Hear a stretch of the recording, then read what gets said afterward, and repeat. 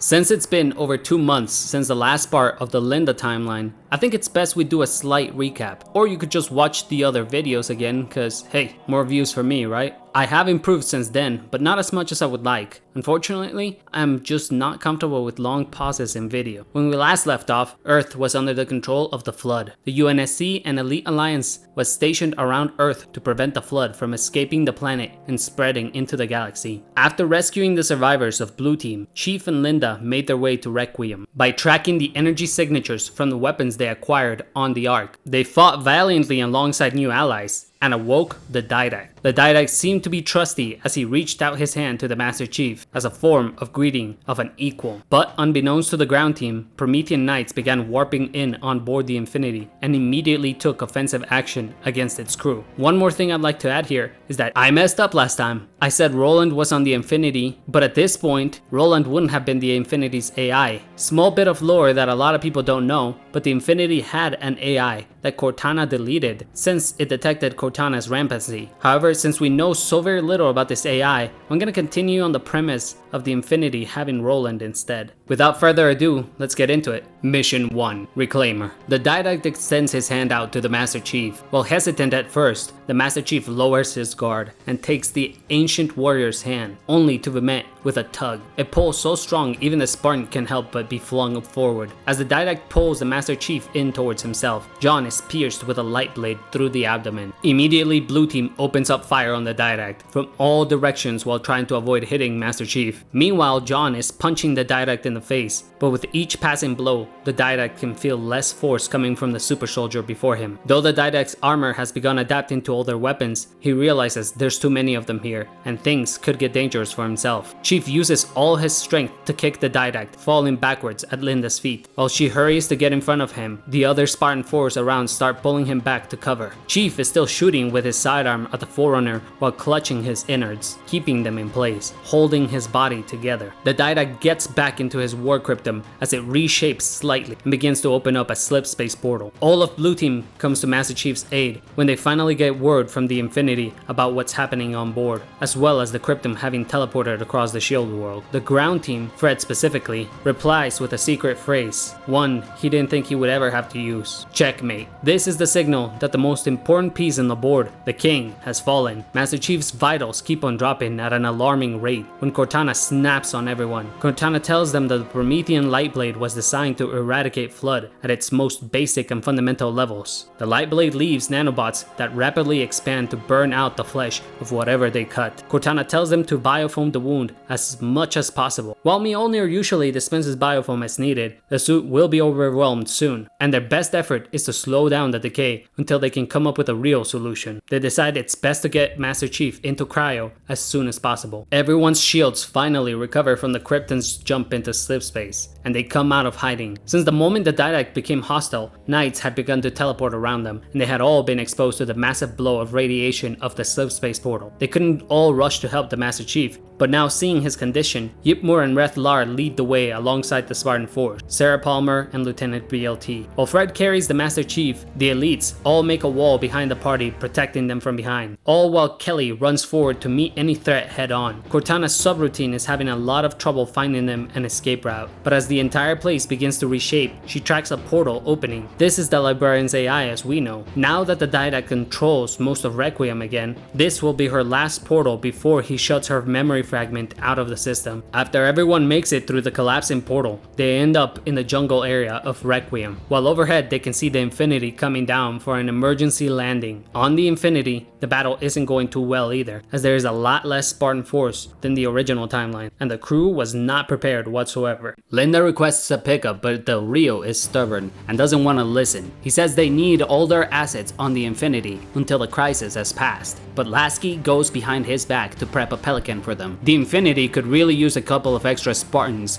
and elites far more than a pilot and a Pelican. Lasky begins to question Del Rio's judgment, especially after Del Rio was so willing to let the Master Chief die. They all heard the phrase, and morale had been low. But while Linda requested pickup, she informed them of Master Chief's wounded status. Not quite KIA yet. Everyone is having a tough time. Even the Flood hadn't managed to wound the Master Chief like this. Even Fred and Kelly are worried this time, considering they know just how tough the Master Chief is, and they read the reports from the Battle of Earth against the Flood. Chief's Mjolnir had tried to use biofoam to seal him up, but it was overwhelmed by the Lightblade's nanotechnology. Though the entire team is surrounded, they are still forming a shield around Master Chief, waiting for pickup. Rethlar and Kaio are the only ones not around, as the gigantic female elite is keeping a wide perimeter clear by using the foliage to her advantage and swinging around the trees, leaping about to strike any knights that warp in around them. And Rethlar is using his jackal biology to his advantage in the same manner, only he is moving far more agile and nimble, able to hide and ambush the enemies attempting to reach the rest. Rethlar may be several feet shorter than Shazam, but with his ridiculously strong physique, even the knights pose no threat to him individually. However, he is okay with taking on the crawlers and watchers around instead of going for the knights, as he feels he has nothing to prove to the female elite. Any elite worth calling themselves a warrior would know who the Pirate King was. Once the Pelican finally arrives to pick them up, knights begin to rush them from every direction. Gameplay wise, it's a combination of an escort and protect mission. Should you choose to play as Linda, she will have the Promethean light rifle, the Dying Star, with the added bonus of a hologram projector for all those risky marksman maneuvers of misdirection. Yipmur would have a Stimpack ability, sort of like Adrenaline. He takes off his mask and puts on a new methane mask, allowing for an overshield and a speed boost of sorts. Rethlar's armor's ability would be kind of like a jetpack, but instead it's just taking advantage of the Kigyar physiology, as well as the fact that Reth is 100% muscle, so you could leap great heights and play from on top of the trees. Easier for ambush and harder to detect. Finally, you could play as the Arbiter with active camo. The active camo would last far longer and be near indetectable. After defeating increasingly hard difficult waves and waves of Promethean crawlers and watchers, the group ends up having to face off against half a dozen knights as well as several Forerunner turrets. These would normally be easy enough for a group this size, especially with 3 Spartan-IIs, but trying to keep the Master Chief safe is taking priority amongst them. Chief has always been the front line of defense, and they feel like they owe him this much. To be his rock, at least one time. Linda uses her sniper to shoot the turrets in a very precise manner, in order to take them out with a single shot each. It's not a matter of wasting ammo, it's a matter of quickness and efficiency. Yipmur got a taste for using swords back on Earth, so this time he has brought an energy sword of his own. As he leaps from the twisted trunk of a tree on top of a knight, he lands on the mechanical exoskeleton, only to begin slashing at its armor with his sword while digging his claws into the automaton's carapace. Though the Promethean Knight tries to swing him off himself by flailing around, it becomes fruitless, for the grunt takes him out quicker with these reckless movements. As soon as they hear the Pelican coming, they can also hear Lasky on the radio telling them they need their help back on the Infinity ASAP. Rethlar and Kaio don't seem to want to work together, but take on a pair of Knight commanders. The Jackal running between the two, barely dodging strikes from their swords, prompting them to look away from Kaio as she leaps forward with a thrust of her sword. Once more, another miss from the Promethean commander's blade. Though she manages to strike the first one down, the second has lined up its incineration cannon directly at her. The moment the barrel begins to open and is ready to shoot, the Arbiter decloaks and slices right through the commander's chest, taking the incineration cannon arm along with it, simultaneously disintegrating into nothingness. Though this marks the descent of a Pelican upon them, they are wary of what awaits them on board the Infinity. Having to defend the Master Chief, they're all pretty worn out. This is usually the type of burden Chief takes upon himself. The Spartan-IVs take off their helmets on board the Pelican to discuss the situation on the Infinity with the pilot. Linda begins to rush Fred into helping her to take off her armor. If she can get Chief to wear her Mjolnir, the biofoam inside her suit should be able to help. But Fred tells her the suits are made specifically so they can't come off so easily, and she knows it. There's no point in putting him through what, without a sure way to heal him, would be an excruciating amount of pain. As they approach the Infinity though, Captain Del Rio has gotten word that Lasky disobeyed and tells the Pelican Lasky is going to be removed from commanding the Infinity, at least being second in command. The captain also scolds and yells at the pilot, but Cortana cuts him off the radio. This pisses off Del Rio. Even though he is aware of Master Chief's injury, he tells the crew not to prep the cryopods, which could halt Chief's declining situation. The mission ends as the Pelican docks on the Infinity and Knights turn around to attack Blue Team descending from the Pelican. Mission 2.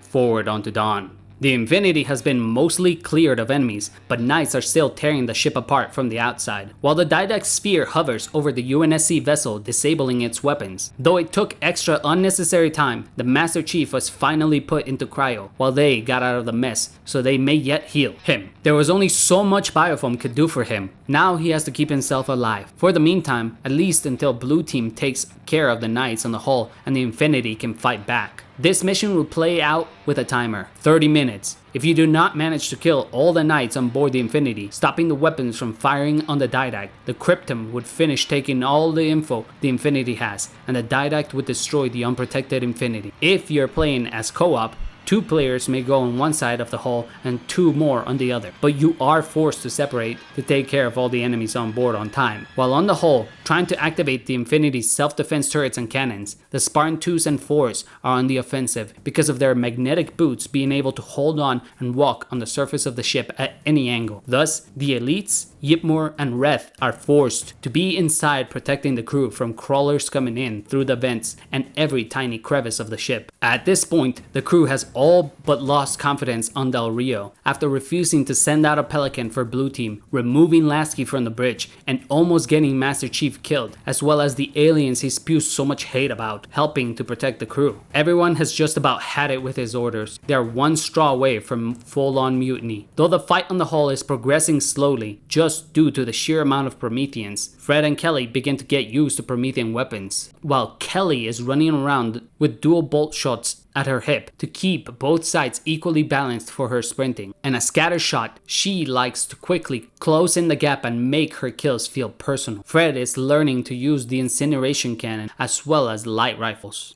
All the Spartan-IVs have begun experimenting with Promethean technology in the meantime as well. Though the 2 newest additions to the Spartan-IV program, Sean Thompson and Emily Glenn, are missing since they have just gone through their augmentation surgeries, they will get a chance to use Promethean weapons as well. Once the Promethean Knights are cleared and the Infinity begins to fight back against the Didact Scriptum, it escapes just like in the original. But this time, it took a while more to clear out the Infinity. Thus, the Didact has gathered all the info he needed. True, there were a lot more Spartan-IIs to help, but they arrived late and they had to clean up the mess inside the Infinity from the Promethean presence. The Spartans make their way back to the bridge to debrief on what happened with the Didact and that the Didact is a Forerunner, a new threat that almost took out the Master Chief. While on the bridge, Del Rio casually mentions that they detected a signal from forward onto Dawn. But Del Rio doesn't want to check it out. Instead, he wants to run back to the solar system after all the damage the Infinity took. Linda interrupts the captain, saying that Miranda, Johnson, and Cortana were on board, so they need to go back to look for them. Del Rio begins to insinuate Linda has gone crazy. After the time she and Chief and their new alien friends spent on Earth, something must have fried in her head. Fred does not take kindly to this. He takes a step forward to confront Del Rio. Though he is not about to disobey orders or strike a commanding officer, he is losing his patience quickly. Del Rio then complains about how Master Chief messed up first contact with a Forerunner and says it was his own fault for getting killed. This causes the Spartans to snap. Chief isn't dead, but Rio is going too far with this. Fred grabs Del Rio by his uniform and lifts him up with one hand.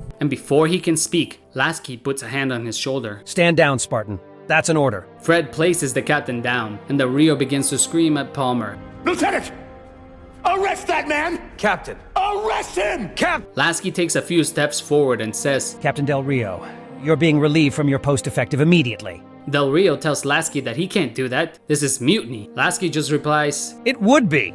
If I didn't have support from the onboard AI and all senior members on the bridge, Del Rio turns to look as all the officers on the bridge are standing up and none of them speak. He yells, calling them all cowards and traitors, but ultimately, the new Spartan-IVs take Del Rio by the arms and remove him from the bridge. The 2 new Spartan-IVs escort Del Rio off the bridge as Lasky assumes command. Roland and the Cortana fragment put together what info the Didact was searching for and realize the Didact is going to go after the Composer. Fred implores Lasky to let Blue Team face the Didact, before he can leave Requiem and get his secret weapon. Lasky is very hesitant, but has very little option but to allow them, especially seeing as how eager everyone is to get payback for what the Didact did to the Master Chief. Everyone is in an uproar, except Linda. Linda is steady and quiet until her voice cuts through all the tension in the room. She suggests Blue Team with Yipmore, Rethlar, the Arbiter and his forces head to the Didact's ship. Because his war cryptum is preparing to leave Requiem on board a Forerunner ship, everyone notices as she left herself out of the plan. But she explains that though the Infinity isn't ready to head out and still needs to do some repairs, she can take a longsword or a pelican to the signal of the Forward Unto Dawn and see if she can find Johnson, Miranda, and Cortana. At least there remains, if anything. She rationalizes that Cortana would know the best way to save the Master Chief. The fragmented Cortana shies away as she knows she's only a copy, a subroutine of the original. Fred questions how they're gonna beat the Didact this time around if they couldn't the first time, at which Kelly explains she knows why they couldn't beat him. The Didact's armor was adapting to their weapon, but no one had fast enough reflexes to see except her. Her response is simply, "We're gonna need a lot more guns." Rethlar smiles and says his first words in English. A lot more big guns.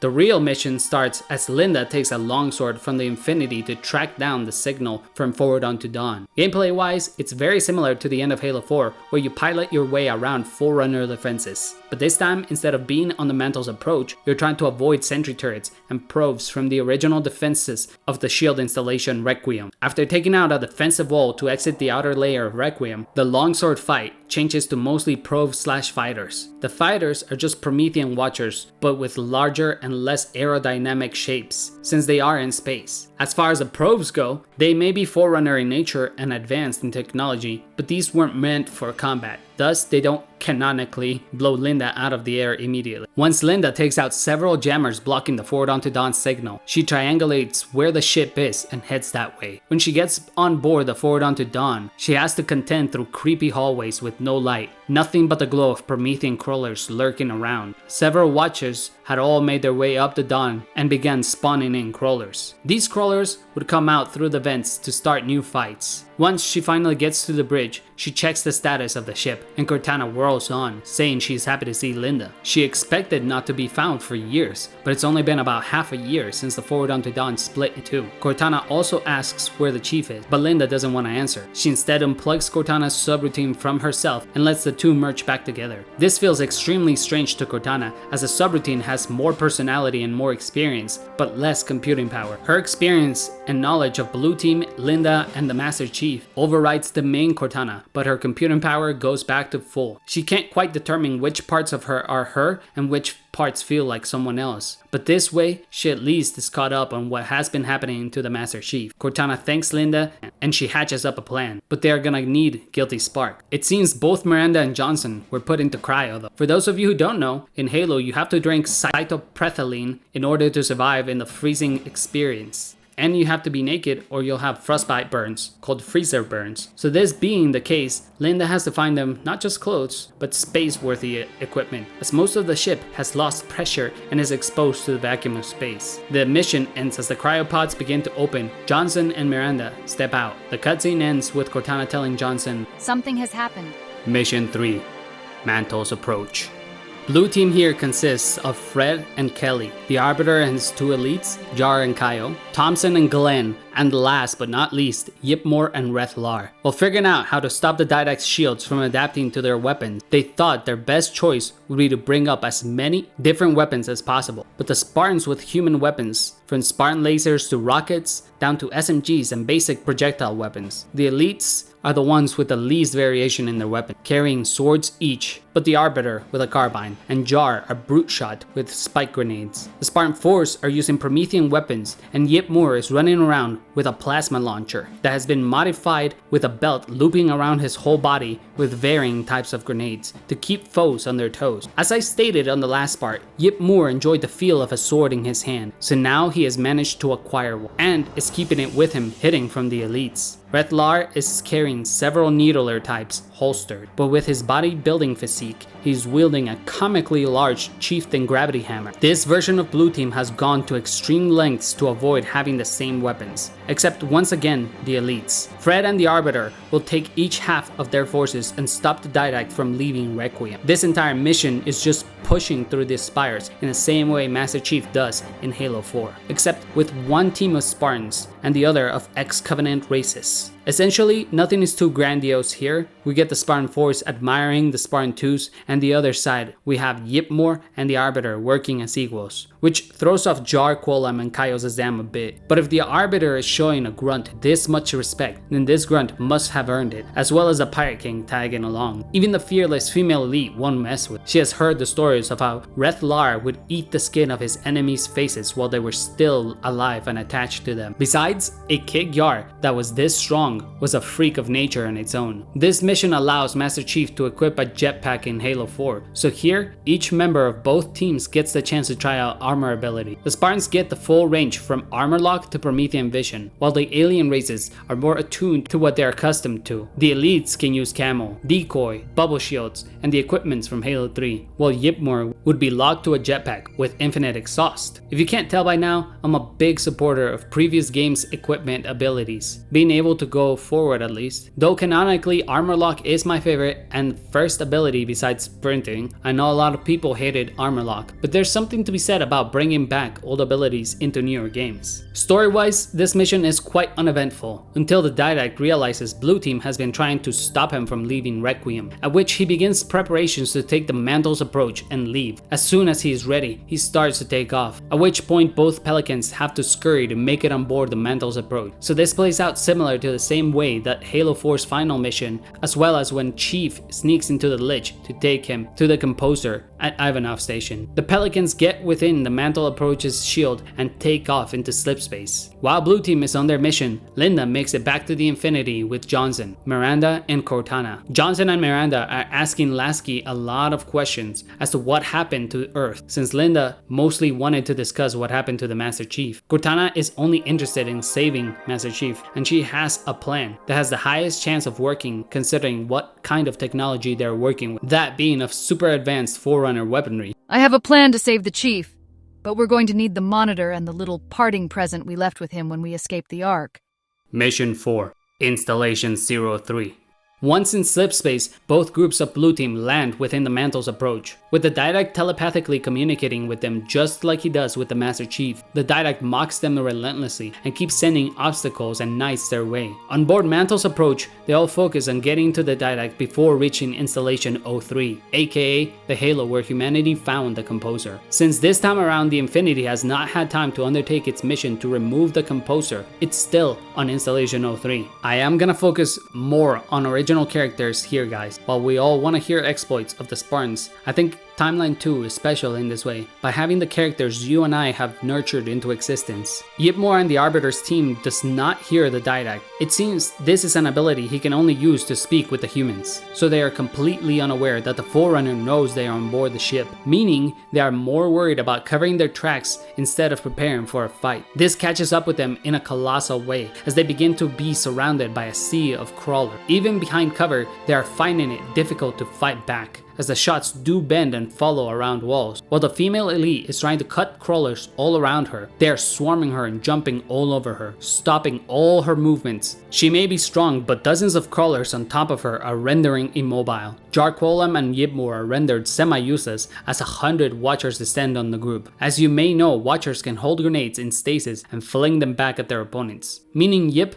can't use his plasma launcher, and Jar can't throw his spike grenade without them destroying every bit of cover around them. Jar's brute shot is almost nearly ineffective, only until he realizes that he doesn't have to hit the enemies, just make the shots explode around them. As such, he begins to create explosions that pave a path for Rethlar and the Arbiter to push on the right flank, allowing them to shoot the enemies from various directions, and Reth to send shockwaves out from his gravity hammer. The gravity waves are just strong enough to interrupt the Watchers, which will allow the tossing of some grenades. But Yipmore has set down his plasma launcher, as he now reveals he has an enemy energy sword and uses it to slice through a horde of crawlers. Though Yipmore is much taller than the average grunt, he remembers the days in which he used to fight much closer to the ground and is able to fight the crawlers on even ground, at least enough to reach Kaio's Azam and free her from the dozens of biting and scratching crawlers. Once here, Kaio tries to kick the Ongoy. She is furious that the Ongoy would use a sacred weapon of her race, but she is thankful to be alive. Yipmore notes that this is beneath him. After saving her, she can't accept him wielding a sword. His newfound rage turns into destruction as he once again plows through a sea of crawlers and watchers, using his fangs and claws to tear apart the crawlers in a way that demonstrates he doesn't need the sword and he's a stronger warrior than the others would give him credit, all except the Arbiter. The Kid Yar pirate gets along fairly well with Yipmore and knows he's strong, but he wasn't there on Earth to witness the grunt survive the onslaught and menace of the flood. After this unyielding battle against crawler after crawler, the waves of enemies finally subside as they are taking down the enemies faster than the Mantle's approach can reconstitute their technological body. This mission comes to a close when both teams regroup on opposite sides of a light bridge leading to the war crypt. As they approach it intending to execute the Didact, nearly 100 Promethean knights spawn in between them and the Didact's shield. Once more, the Didact taunts them by telling them they are too late as the ship exits slipspace and arrives on Installation 03. His cryptum takes off and Blue Team is left behind with 100 knights. Mission 5. The Reclamation. After losing contact with Blue Team, Lasky correctly assumes they must have boarded the Mantle's approach in order to follow and stop the Didact. Thus, Lasky planned to return to Earth in case Blue Team failed. Cortana and Roland have disagreed with this plan. Since they don't know the Didact's intentions, it's best not to fight a battle on two fronts. If we go back to Earth and the Didact engages us, surely the Flood will launch its attack and escape. Even if by some miracle the Didact fights the Flood, the chaos will allow the Flood to escape.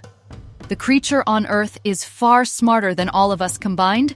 Cortana then tells them her plan. Back when they found the Ark, Linda and Yipmore found a Forerunner combat biosuit that belonged to someone important and powerful within the Forerunner's ranks. Someone the Forerunner titled the Orator. After putting together what little pieces she could, Cortana understood this individual was one of a kind, and their suit might hold a technology which could stop the Didact's weapon from finishing off the Master Chief. Cortana says it's better to at least try, though in cryo, Chief is still feeling the pain as the Forerunner nanobots are advanced enough that they aren't completely stopped by the freezing, only slightly slowed, and sooner or later they will start to disintegrate the Master Chief's vital organs. After nearly begging from both Cortana and Halsey, because remember in this timeline, she's on board the Infinity, Lasky has agreed to go back to the Ark. He owes Master Chief his life, and Chief saved the entire galaxy by stopping the Flood on the Ark. Who knows what other helpful and powerful technology there may be on the Ark that will help them retake Earth. The Infinity sets course to the Ark. It may be a long jump, but the Infinity has the fastest slipspace engines since they are mostly based off reverse engineered Forerunner technology, as well as several onboard Hergok to maintain and improve in any way. Back on board the Mantle's approach, the entirety of Blue Team has been through the toughest battle of their lives. To the Arbiter and Yipmore, this is not quite as bad as fighting the Flood on Earth, but fighting knights with scatter shots, incineration cannons, light rifles, suppressors, and binary rifles has worn them down to nearly half the size they were. Fred has lost several fingers, Sean Thompson perished with a binary shot through the solar plexus, and Emily Glenn lost her right arm from burning singes of an incineration cannon. Thankfully, she's ambidextrous, so her aim wasn't affected, but the pain is still ever present. Kaio's Azam perished at the hands of a knight, for her refusal to fight with anything but her swords was her demise. And this time, Yipmore did not go out of his way to save her. Though no one blames him, he blames himself, knowing that putting aside his petty disputes with the female warrior elite would have saved her life. The Arbiter has a similar wound to his dead friend, Ratas, as a knight had landed on top of him, and the little arms within the knight's chest reached out to the Arbiter's face and pulled his mandible and ripped several of them off. Lara and Jar Quillam are mostly just bruised up and have deep cuts and gashes all over from taking several suppressor and light rifle shots when their shields were mostly spent. Blue team has now landed on Gamma Halo, but without their Covenant helping the Didact, he has had to do all the heavy lifting by himself. By that, I simply mean that he is on Gamma Halo, looking for the Composer. This all culminates to a battle that sees Blue team engage the Didact on the ground, where the Composer is embedded into a giant rock after thousands of years. Another tidbit of lore I am borrowing from the source material here is that humanity found Gamma Halo in 2552 and began building Ivanov Station around Gamma Halo's orbit, which means we do have an Ivanov Station here, just nowhere near what it's like by the time we see it the first time in Halo 4. But some of the basic and most important crew is here, a handful of scientists, but most importantly, a fully defensible base. The Didact begins to activate the Composer, but Blue team finally manages to catch up to him. All of Ivanov Station's defenses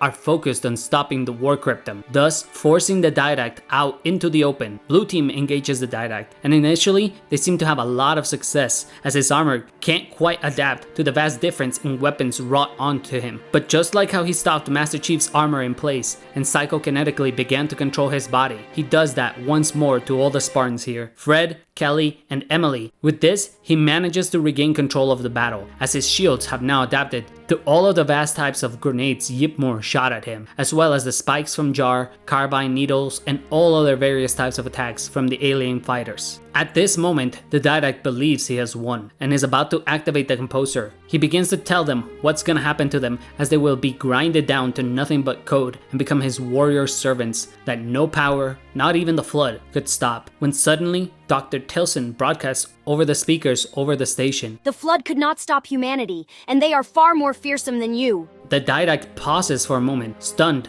and in disbelief that the humans had re-encountered the Flood and reawakened it. But most importantly, they had beaten it, something even the Forerunners could not do with all their technology and power. In that moment, he receives an incoming communication from the Orator. The Didact thinks to himself that this is inexplicable. He witnessed the Orator take off his combat suit on the Ark before the Didact was imprisoned into his War Cryptum by the Librarian. He recalls the Orator's vow to seal himself into exile as he planned to pass down all the stories and knowledge of the Forerunners for whenever a true Reclaimer came to the Ark to claim the mantle of responsibility. This distraction is all that's needed. Dr. Tilson, while on board a Mantis, fires rockets at the Didact. He immediately responds by putting down the Spartans and using his abilities to hold the rockets still and stop them from hitting him. This ends up being a huge mistake as he miscalculated just how fast the Spartan's reaction time was. Fred mounts both his Spartan laser on his left shoulder and the Spunkner rocket on his right and fires at the Didact. The laser cleaves right through the shielding while the rocket catches him completely off guard, tearing half of his armor apart, leaving him much like in the same manner as Chief placing the grenade inside his suit. Stumbling and weakened, Kelly is unloading magazines of SMG ammo into him, just as all other weapons become effective on the Forerunner warrior. With a barrage of explosions and ammunition piercing his body in every which direction, the Didact fall. Kelly runs up to him and places her shotgun on his forehead, yelling at him to stop the Composer. The Didact relents, telling them that they are children playing in a league that encompasses the cosmos. A scale their species could not hope to understand, but maybe, just maybe, his wife was right. Maybe they should be the rightful Reclaimers. If they beat the test their masters set upon them in the Flood, while the Forerunners could not, then perhaps they were worthy of the mantle of responsibility. The Composer begins to power down, and the Didact gives them a similar speech as to the legendary ending of Halo 4. Think of my acts as you will. But do not doubt the reality. The Reclamation has already begun. In this hour of victory, we taste only defeat. We are Forerunners. We are forced to recede. He points to the Composer. It's a fool's gambit. The Didact collapses on the floor, coughing up a pool of blood. He leans back, dying. As his last words come out, they hear, The mantle of responsibility for all things belongs to humanity. Mission 6, Left Behind. The Infinity exits slipspace at the Ark, seeing the pieces of a broken halo and a heavily damaged Ark in the middle of repairs. Halsey is astonished to see the place firsthand. Her eyes are wide and mouth agape, but Linda says she knows exactly where they need to go. She points to the center of the Ark, right near where the citadel that activates the halo array is located at. She says that the Monitor will surely be overseeing every last detail of repairing the Ark, but most importantly, the creation of a new halo. In this case, Installation 04C. For this occasion, Linda hot drops on the Ark alongside a few Spartan-IVs that had been absent from the major fights thus far. Buck, Dutch, Rookie, BLT, and Maloney accompany the Spartan-II and land on the Ark. As far as gameplay goes, this mission is a lot like the first mission of Halo Reach. A wide area and a lot of walking around with a few enemies here and there to make it feel like a Halo game. But the enemies here are only Sentinels, corrupted Sentinels left behind by the Gravemind after all Flood biomass was purged by the firing of the ring. There were still some mechanical foes infected with the Logic Plague, though the Spartans have to fight through several waves of aggressor Sentinels, a dozen Enforcer Sentinels, and even 2 Eradicators. With Linda leading the charge, this is relatively painless. Their main goal is to find Guilty Spark and get the Forerunner combat and protective skin left behind. When they finally get to the Monitor though, instead of him being hostile like all the other Forerunner defenses around, he's happy to see them. Reclaimers, you are alive? Have you managed to do what my creators could not? Did you defeat the Flood? Oh, what a joyous day! The Monitor just keeps on rambling on and on about how amazing the Reclaimers are for defeating the Flood, but finally, Linda stops him and tells him they need the suit of the Orator. At first, he doesn't want to give it up, but the Reclaimers have every right to it. They are the Reclaimers after all. Linda explains why they need it and what happened to the Master Chief. The personality within the Monitor that used to be Chaka's comes out at the mention of the Didact. Side note here, for those of you who haven't read the Forerunner trilogy books, the Monitor used to be human thousands of years before, and got turned into the Monitor and lied to as a way to convince him to be dutiful and a guardian of Installation of 04. His human name was Chakas, and he did not like the Didact. He liked the Born Stellar, but not the real Didact. The Monitor now agrees 100% to help the Reclaimers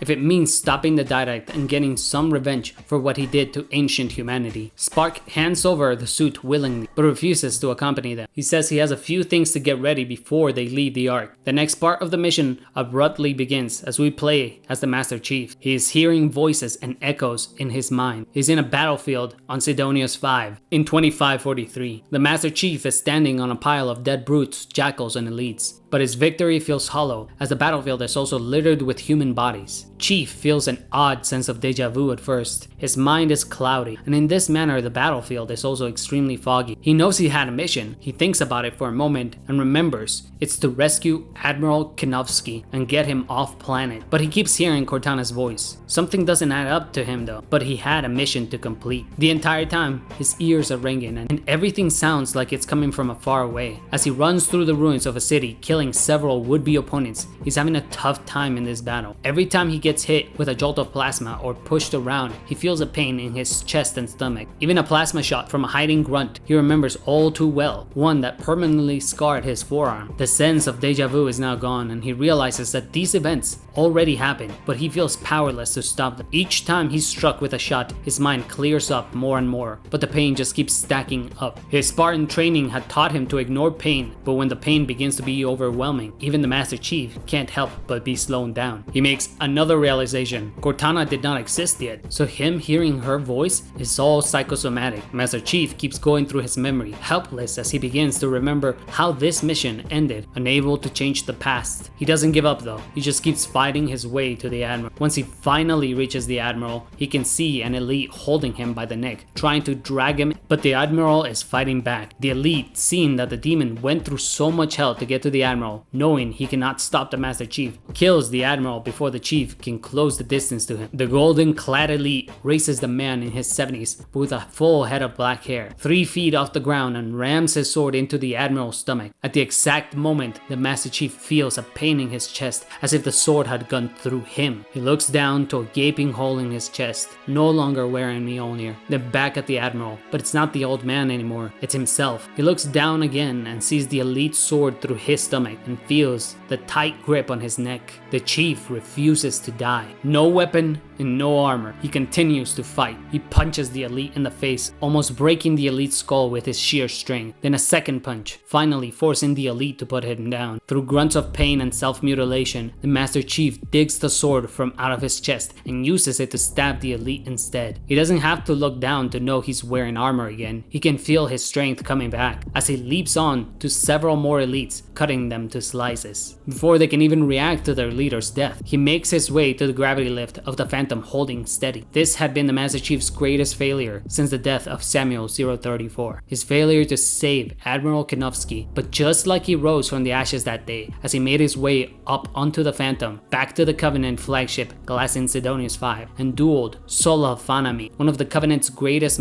shipmaster, known for burning dozens of worlds down. The Master Chief rises from his slumber, wearing a Forerunner combat suit. The suit has finally finished adjusting to his body and healing his injury from the blade of the Didact. Once Master Chief begins to move, he hears a new voice in his head. This is not Cortana, but he can hear it, the faint whispers of something artificial within his head. He does finally hear Cortana, however, but this is coming from Linda's helmet. Linda stands there without her helmet, as the communications channel is wide open for everyone to hear, especially the Master Chief. As soon as Chief stands up, she actually hugs Master Chief, a very rare display of emotions from a Spartan-II. Status report.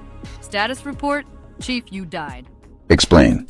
The Didact impaled you. We had to come to the Ark, find Spark, and get the suit of the Orator to simply keep you alive. What's the status of Earth and the Didact? Lasky then interrupts them, telling Chief the Didact is being handled by Blue Team, but he looks over to Linda. Chief wonders how strong Blue Team could really be without himself and Linda, and then thinks of the Arbiter, Yipmore, and Rethlar. With merely thinking about them, images show up on his heads-up display, with the 3 alien races and a diagram of their anatomy. A Kig-Yar, Sanhili, and Ungoi. The suit is incredibly intuitive, and it's taking steps further than what Chief intended. The suit feels extremely light, almost as if wearing nothing, but very sturdy at the same time. He recalls how Linda had mentioned the Forerunner suit lit up when she touched it. With the thoughts of this alone, his new combat skin begins to glow green instead of blue. Once more he hears a whisper in his psyche, still unintelligible, but this time louder and clearer. Looking back at their encounters with the Flood, Chief is confident Blue Team will neutralize the Didact. Just as he's thinking this, his suit begins establishing a link to the Didact, basically like an intergalactic phone call. This is just in time as he hears a human female voice on the other side saying, The Flood could not stop humanity, and they are far more fearsome than you. This is basically when the events of the previous mission are happening, which means Master Chief gets to hear the Didact speech, as well as it takes on a new meaning considering that Didact was aware John had survived and begun wearing a Forerunner suit. With this new link established between the Forerunner suit and the Didact, as well as Mantle's approach, the Master Chief will be able to contact Blue Team. However, everyone in the room is wondering why Chief is just standing still. Chief looks up, his fists no longer clenched, and says, The Didact has been defeated. Mission 7, Earth. The mission begins with Master Chief explaining that suit connected him to the Didact in his final moments as Blue Team was about to defeat him. This raises Cortana's attention, asking, How did you do that? Blue Team is light years away. This suit, it's far more than it seems.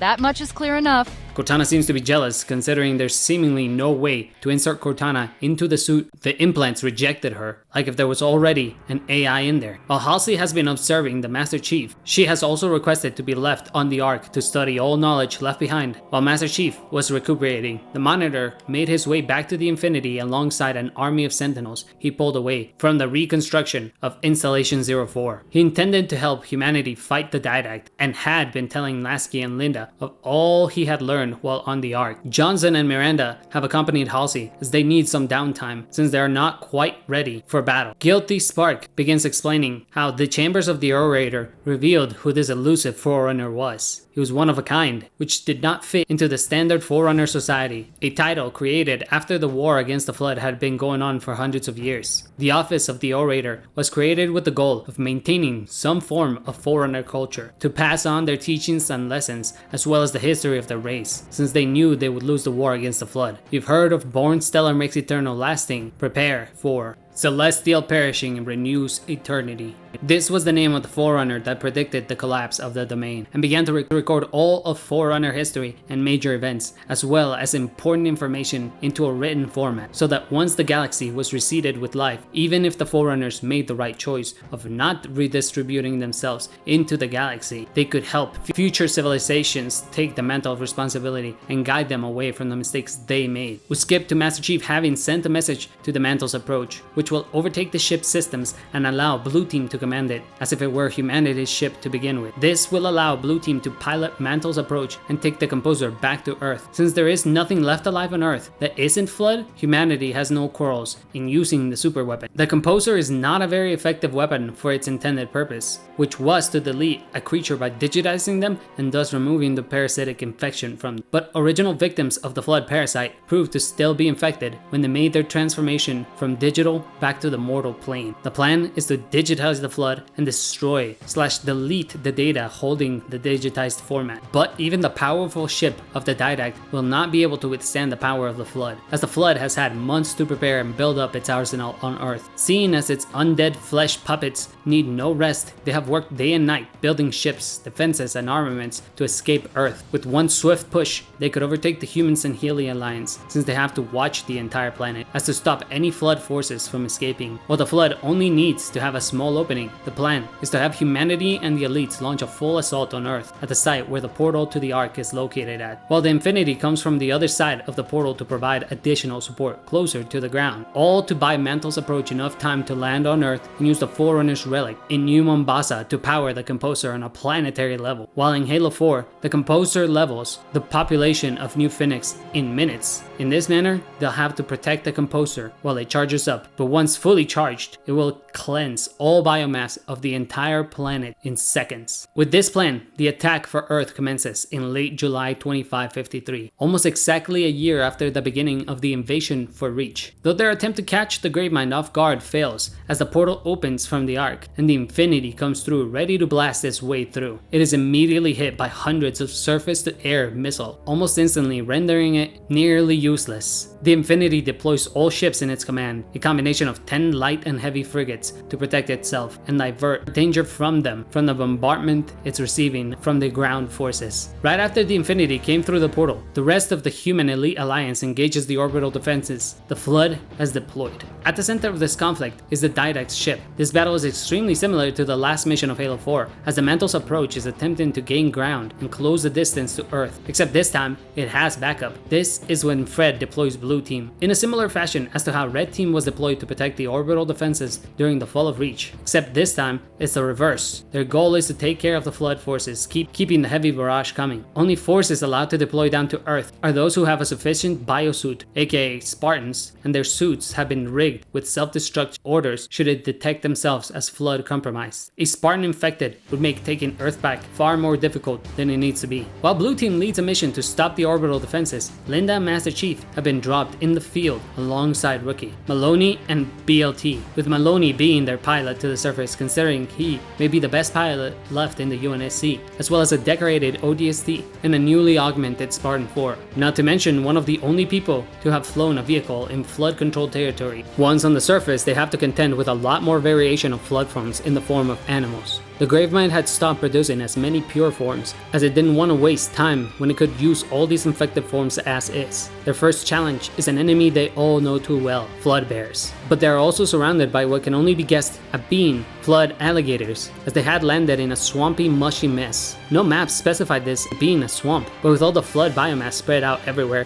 this was nothing more than Flood goo that felt like a swamp. With these alligators having extremely sharp teeth and being used as landmines essentially, as you're playing this section on Legendary, one bite from these creatures would lead to an instant death. Some Spartan Force, having experienced the Flood menace, fare decently well, or at least as well as could be expected from them, especially with the help of a Spartan-II in Linda. But the real caveat here is Master Chief and his Forerunner combat suit, now armed with Promethean weapons, equipped with dual Razor's Edges, a Didact's Signet scattershot, built-in permanent Promethean vision, a hologram decoy, and several auto sentries at his disposal. With this heavy armament and Linda's Dying Star light rifle, as well as a binary rifle, they clear a path directly to the Forerunner structure that powers the portal to the Ark. Chief's top top speed has increased, as well as his reaction time and strength while wearing this suit, and the Spartans are having a tough time keeping up with Chief. Several flood abominations that stand in their way are cleared with an ease that would seem as if there was 10 Master Chiefs on the battlefield. Their goal is in sight when they see the Mantle's approach descending through the spore clouds. As this entire time, Blue Team had been split up taking care of the Flood's many variants, such as human and brute combat forms, Floodhounds that looked like running skeletons with teeth, aerial units that could be mistaken for regular birds if they weren't smart enough to know better. One thing no one actually expected is several flightless birds sliding down a hill made entirely of biomass. The creatures are on their stomach, and with a keen eye, it may be determined they were once penguins. These are extremely difficult to hit as they slide around and about very quickly. Several Spartan force are taken out when yet another variant joins the fray. A stampeding horde of flood elephants and bison attempt to tackle the Spartans and succeed by killing on contact several of the force. Fred has no time to think about them and detonates their armor, as they can't afford to fight all these flood foes and add Spartans to that mix. His entire mission feels like a combination of the Lone Wolf mission in Halo Reach, as well as the final mission of Mass Effect 3, as all the forces are making a push to the power source with the Mantle's approach is set to dock the Composer. Back to Master Chief's squad, who is having a slightly easier time. They have reached the rendezvous site at the same time as Mantle's approach, when they finally reunite with the rest of Blue Team, who had dwindled down to nothing more than the Arbiter, Yipmore, Rethlar, Emily, and Jar, and 4 Spartan force. Everyone in the distance hears a roar, a screaming sound that shakes and unnerves even the Master Chief. Following the screech, Master Chief hears inside his head, "Quickly, activate the Composer. It will need some time to charge up to full power." This is a Forerunner Ancilla, a copy of Celestial Perishing in Renew's Eternity, the Orator. The Orator had imprinted his consciousness into the suit as an Ancilla in order to help the future Reclaimers and Guardians of all living things. He had connected the Master Chief with the Didact during his final moments. He had been guiding and assisting the Master Chief even through the recovery process, and now he has made his presence known. Master Chief is very untrusty of the artificial voice in his head, but had yet to be stirred in the wrong direction. He leaves Blue Team and his squad protecting the area when the most colossal beast of flesh and mass arrives at the epicenter of the battle. After assimilating all the biomass of Earth, this was a key mine, with nearly all available flood combat forms ambushing the survivors. This foe begins to psychically assault all except the Master Chief. This mental assault proves highly and also extremely effective, as nearly all Spartan force die in the ensuing chaos of being attacked physically and mentally, with only one Spartan force surviving the entirety of the Flood Animal Kingdom. This is the ODST rookie turned Spartan. My condolences to all of the fallen: Lieutenant BLT, Captain Maloney, Jar Quolam, Emily Glynn, Dutch, and Buck. But as the story begins to wrap up, these characters were facing the end of their line. Thank you for all of you who commented them, and I hope you were satisfied with how they lived. Perhaps not how they died, but you spoke the words, I just breathed life into them. After activating the Composer, Master Chief finally rejoins the battle against the Keymind and its forces, quickly turning the tide of the battle, at least against the smaller foes, because the larger creature continues to try to sweep off the remaining forces. Though the Composer is not fully charged, the human ex-Covenant forces can no longer keep the Keymind at bay, as tentacles and sprouts of mass flail about, assaulting them. This is not to say that the weapons have no effect on the monstrosity, but the creature is just so massive and it has no weak spots. Even with the combination of all the Promethean weapons and plasma weapons they are sporting, the biomass never recedes. It just keeps pushing and attacking. The Ancilla within Chief's armor tells him that the Composer is almost ready, but if they don't get out of there, they too will be digitized. Chief is okay with sacrificing himself, but tells the rest of the team to get out of there and he will hold off the Flood. This point is mute as the rest of Blue Team is cornered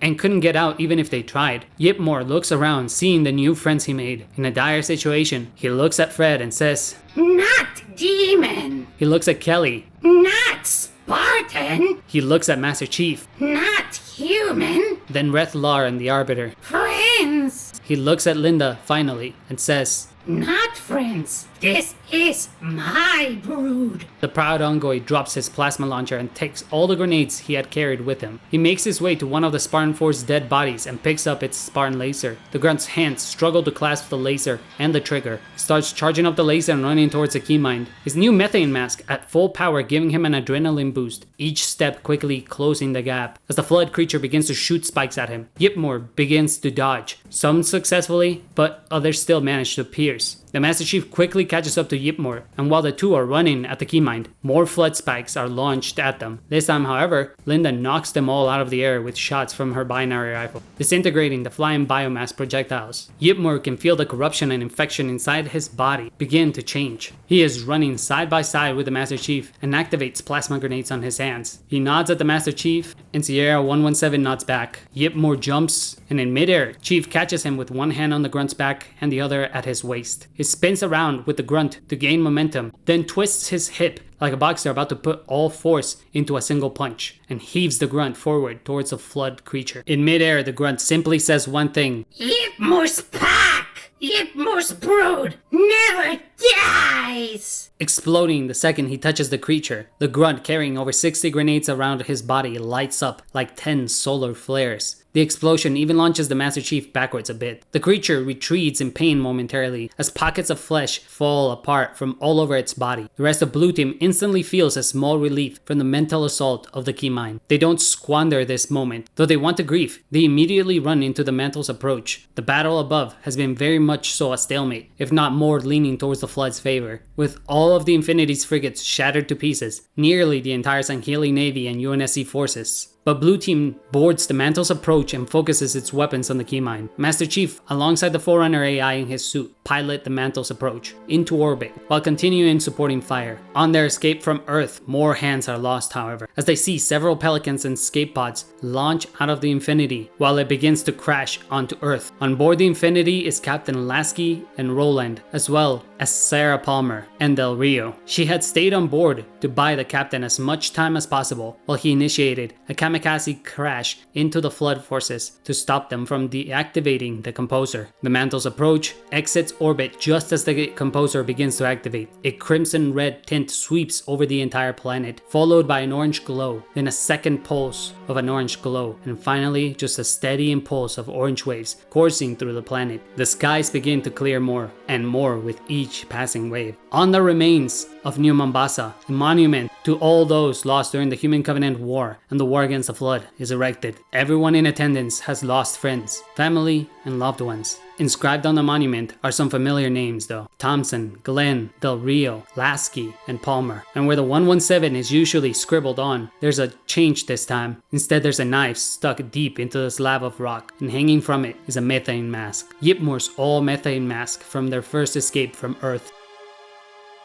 Thank you all for watching. When I set out to write this last part, I was expecting for a grand action sequence like in the previous part, but I felt the story needed more emotional maturity and gravitas instead of action. Hence why I had the Didact's speech and the Master Chief's dream sequence where he remembers his failures, and of course, the big boy sacrifice. I hope you liked it. Let me know what you thought of the story and all my own made up ideas. I'm gonna go back to finish the Noble Timeline now, and next after that will be Gears of War What If. I love you all, and if you stuck around this late, leave a comment and let me know if you enjoyed the timeline. Have a great night, Reclaimers. Subscribe for Yipmor!